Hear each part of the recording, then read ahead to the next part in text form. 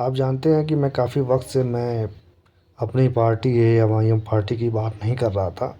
उसकी वजह सबसे बड़ी ये है कि मैं काफ़ी बिज़ी रहता हूँ काम में। मैं एआईएमआईएम पार्टी की बात ना करूँ, ये कैसे हो सकता है? कि आप जानते हैं आने वाला वक्त लोकसभा चुनाव का है और इस लोकसभा चुनाव में हम सबको एआईएमआईएम पार्टी का साथ देना है। दोस्त मैं सऊदी अरब में आ गया हूँ, काम के सिलसिले में आ गया हूँ, लेकिन आप सब वहाँ भारत में मौजूद हैं।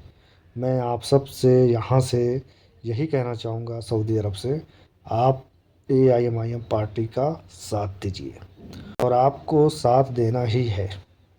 ये मैं आप सभी से गुजारिश कर रहा हूँ यहाँ सऊदी अरब से, क्योंकि एआईएमआईएम पार्टी एक ऐसी पार्टी है जो कभी किसी तरह की सौदेबाजी नहीं करती है।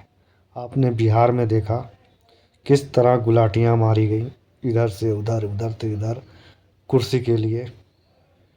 लेकिन एआईएमआईएम पार्टी के जो सच्चे सिपाही हैं वो किसी से समझौता नहीं करते।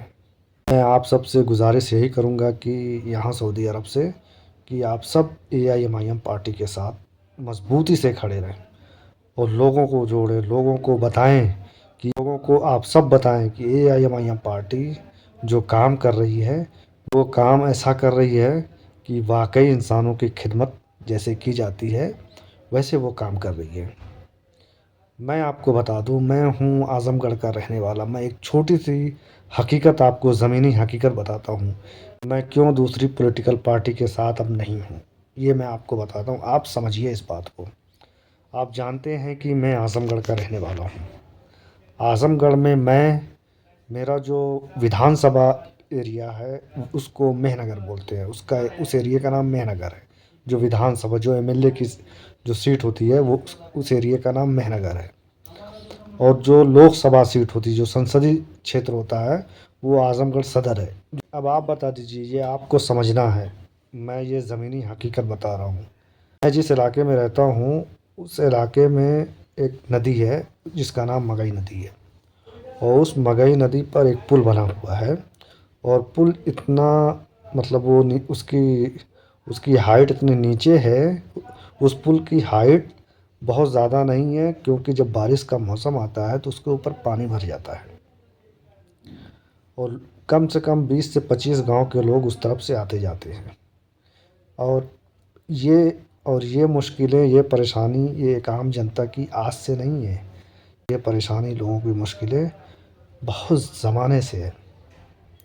लोग उस चीज़ को झेल रहे हैं। जब भी बारिश का मौसम होता है लोगों का आना जाना बंद हो जाता है, लोगों को बड़ी तकलीफ होती है। बहुत से लोग ऐसे हैं जिनके पास कम पैसे हैं, गरीब हैं, बहुत कुछ नहीं है, वो दूर तक सफ़र नहीं कर सकते, लेकिन उसी पानी में के अंदर से वो जाते हैं और पानी के अंदर से जाते हैं, अपनी ज़रूरत को पूरी करके चले आते हैं। बहुत ज़्यादा पानी हो जाता है तो वो जा नहीं सकते, ऐसा भी हो जाता है।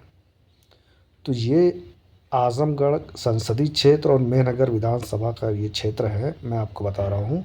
अब आप देखिए, इस क्षेत्र से जो मैं लोकसभा क्षेत्र से यहाँ से जो सांसद हुए अखिलेश यादव जी, उनके पिताजी मुलायम सिंह यादव जी, ये लोग वहाँ से सांसद हुए। लेकिन ये आम की तकलीफ़ किसी ने इसको दूर नहीं किया, किसी ने इस पर जाकर काम नहीं किया। लोगों की परेशानी ऐसे ही पड़ी है। अभी जो सांसद हैं वो कौन है आप जानते हैं? दिनेश लाल यादव जी, वो सांसद हैं भारतीय जनता पार्टी से। उन्होंने भी इस पर कोई आवाज़, कोई मुद्दा कभी उठाया नहीं। ये आम जनता की तकलीफ़ है, ये आम जनता की परेशानी है, लेकिन इस पर किसी ने आवाज़ नहीं उठाई। इसीलिए दोस्तों मैं कहता हूँ, आप सब बदलाव करिए, हमेशा एक जैसी पार्टी को वोट मत दीजिए। मेरा ये कहने का मतलब है।